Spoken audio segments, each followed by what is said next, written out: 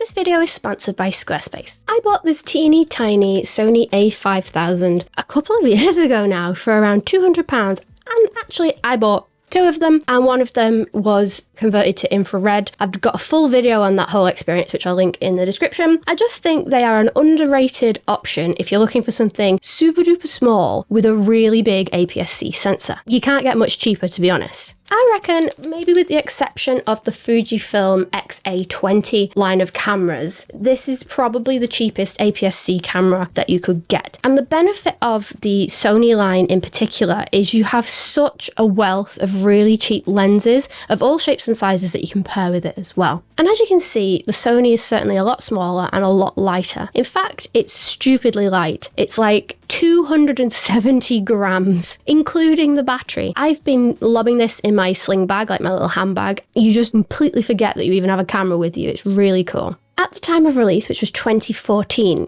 Sony gave this camera the very loopholey title of the world's smallest and lightest interchangeable lens system with Wi-Fi, because the Pentax Q is smaller and exists, but it doesn't have Wi-Fi. So in that very niche area, certainly teeny tiny. Certainly with a large sensor, which is probably where I would have gone with that title.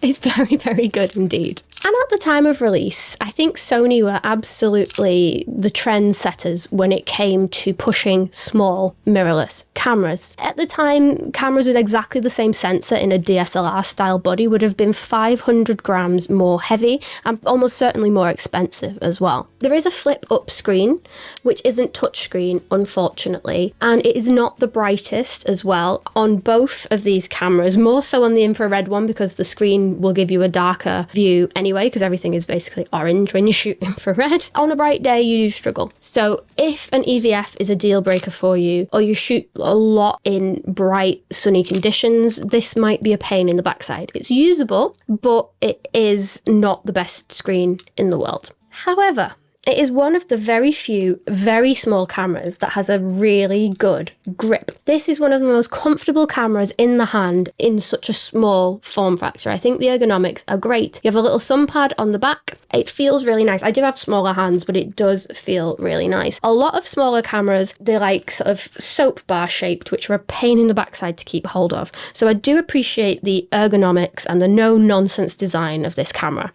Is it the sexiest thing in the world? Absolutely not. It's very plastic, fantastic, but it does do the job and it feels very secure in your hand. The camera at the time was very clearly aimed towards beginners and enthusiasts. There's a lot of intelligent automatic modes for you to choose from, which can work really well as like an everyday carry option or for like street photography. Personally, I prefer a little bit more creative control and gravitate towards shutter speed priority. There is a full manual mode in there if you like, because there's no touch screen. Sometimes you are letting the autofocus, which is contrast based, pick your subject for you, or you're routing around in the menu to move the focus point. The auto modes can come in quite handy if you just want a set it and forget it experience. And while it is contrast-based autofocus, which can be notoriously tricky on larger censored APS-C cameras of this era, it is a significant upgrade on some of the others that I've used. It certainly puts the Fujifilm Premium Compacts to shame, the Ricoh Premium Compacts to shame,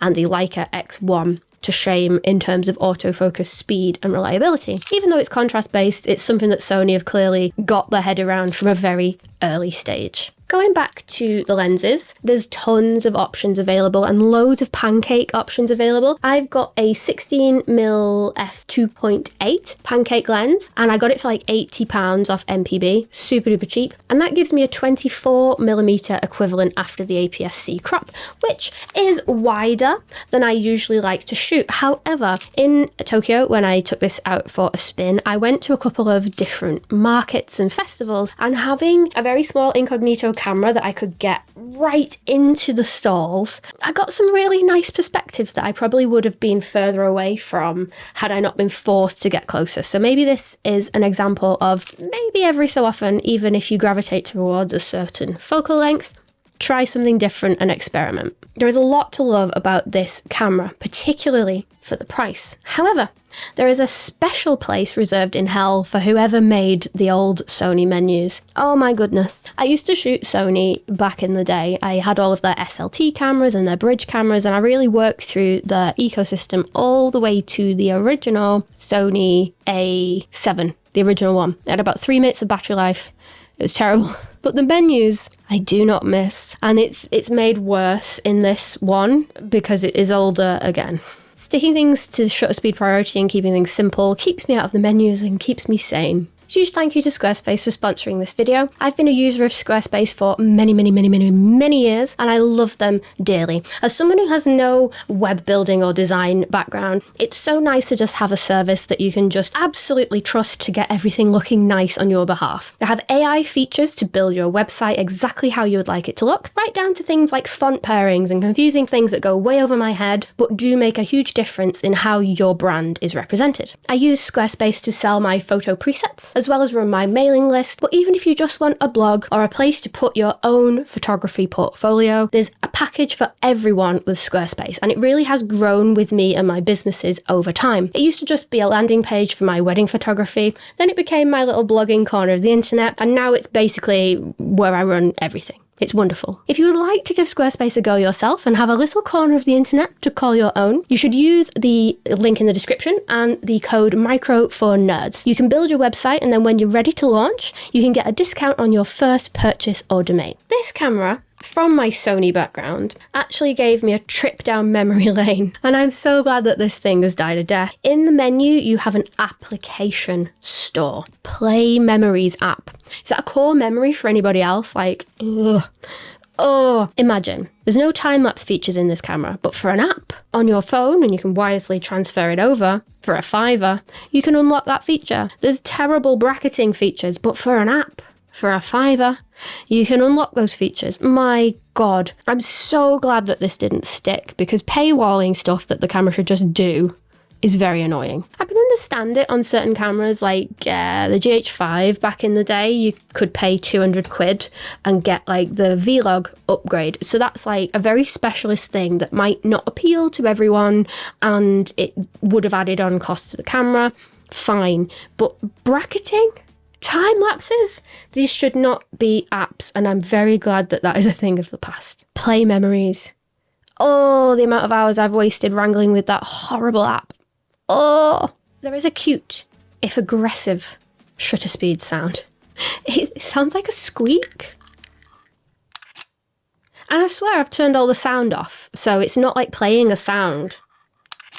It's just the sound of it. It's squeaky. It's not pleasant, and it's quite loud. Given how small it is, it's quite loud. I was shooting with a lot of leaf shutter cameras in Tokyo, and it made me appreciate them a heck of a lot. Like,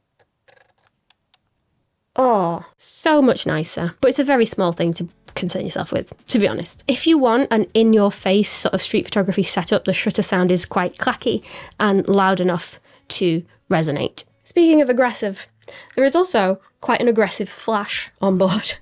For the montage.